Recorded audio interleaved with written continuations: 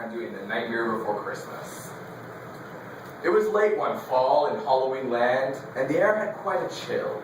Against the moon, a skeleton sat, alone upon a hill.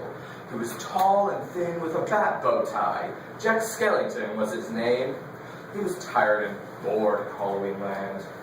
I'm sick of the scaring, the terror, the fright. I'm sick of being something that goes bump in the night. I'm bored of leering my terrible glances, and my feet hurt from dancing those skeleton dances. I don't like graveyards. I need something new.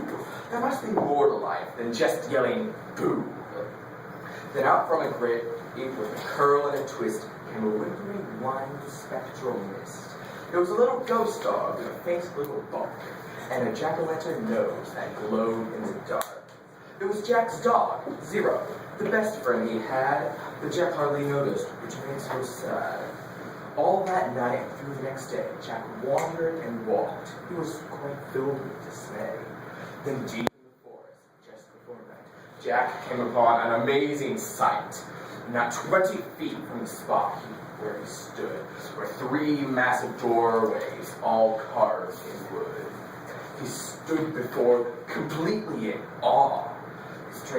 His gaze transfixed by one special door. Entranced and excited, with a slight sense of worry, Jack opened the door to a white, windy floor. Jack didn't know it, but he'd fallen down into a place known as Christmas Town. Immersed in the light, Jack was no longer haunted. He had finally found the feeling he wanted. And so that his friends wouldn't think him a liar, he took the present-filled stockings that hung by the fire. He took the candy and toys that were stacked on the shelves, and a picture of Santa with all of his elves. He took lights and ornaments and the star from the tree, and from the Christmas Town sign, he took the big letter C. He picked up everything that sparkled and glowed. He even picked up a handful of snow. He grabbed it all without being seen, took it all back to Halloween. Back in Halloween, a group of Jack's peers stared in amazement at his Christmas souvenirs. For this wondrous vision, none were prepared. Most were excited, though a few were quite scared. For the next few days, with lightning and thunder, Jack sat alone and obsessively wondered, why is it that they can spread laughter and cheer, while we stalk the graveyards, spreading panic and fear? Well, I could be Santa, and I could spread cheer. Why does he get to do it year after year? Outraged by injustice, Jack thought and he thought. Then he got an idea. Yes, why not? In Christmas Town, Santa was making some toys. When he went through the gate, he heard a soft noise. He answered the door, and to his surprise, he saw weird little creatures in strange disguise. They were altogether ugly and rather petite. As they opened their sacks, they yelled, "Trick or treat!" Then a confused Santa was shoved into a sack and taken to Halloween to see Mastermind Jack. In Halloween, everyone gathered once more, for they'd never seen a Santa before. As they cautiously gazed at this strange old man, Jack related to Santa his masterful plan. My dear Mr. Claus, I think it's a crime that you got to be Santa all the time. But now I will give presents, and I will spread cheer. But so you may lie in my coffin, creak door. It is I who will say Merry Christmas to you, so you may lie in my coffin, creak doors, and yell, boo. And please, Mr. Claus, don't think ill of my plan, for I'll do the best Santa job that I can. And though Jack and his friends thought they'd do a good job, their idea of Christmas was still quite macabre. They were packed up and ready on Christmas Eve day, when Jack hitched his reindeer to his sleek coffin sleigh. But on Christmas Eve, as they were about to begin, a Halloween fog slowly rolled thing. Jack said, "We can't leave. This fog's just too thick. There will be no Christmas, and I can't be Saint Nick." Then a small glowing light pierced through the fog. What could it be? It was Zero, Jack's dog.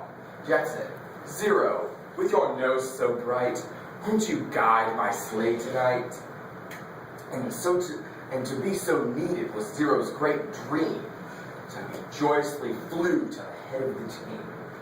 As the skeletal sleigh started its ghostly flight, Jack cackled, "Merry Christmas to all, and to all a good night." It was the nightmare before Christmas, and all through the house, not a creature was peaceful, not even a mouse. The stockings all hung by the chimney with care. When opened that morning, would cause quite a scare. The children, all nestled so snug in their beds, would have nightmares of monsters and skeleton heads. The moon that hung with the moonfall snow cast an eerie pall over the city below, and Santa Claus' laughter now sounded like groans, and jingling bells like chattering bows. And what to their wondering eyes should appear but a coffin sleigh with skeleton deer, and a skeletal driver so ugly and sick they knew in a moment this can't be Saint Nick. From house to house, with a true sense of joy, Jack happily issued each present and joy. From rooftop to rooftop, he jumped, he skipped, leaving presents that seemed to be straight from a crypt. Unaware that the world was in panic and fear, Jack narrowly spread his own brand of cheer. He visited the house of Susie and Dave. They got it grumpy and pokey from the grave. Then onto the home of little Jane Neiman. She got a baby doll, possessed by a demon. A monstrous train with tentacle tracks, a ghoulish puppet wielding an axe, a man-eating plant disguised as a wreath, and a vampire teddy bear with very sharp teeth. There were screams of terror, but Jack didn't hear. He was much too involved with his own Christmas spirit. Jack finally looked down from his dark, starry front and saw a commotion in the noise in the light. "Why, they're celebrating! It looks like such fun! They're thanking me for the good job that I've done." But what he thought were fireworks meant as goodwill were bullets and missiles intended to kill. Then amidst the barrage of artillery fire, Jack urged Zero to go higher and higher. And away they all flew like the storm of a thistle, until they were hit by a well-guided missile.